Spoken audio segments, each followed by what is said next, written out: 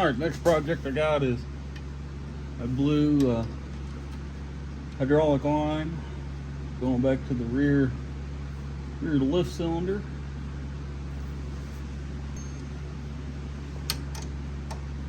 Of course, it's in a place where it's pretty hard to get to. Almost got to have one of these little stubby wrenches.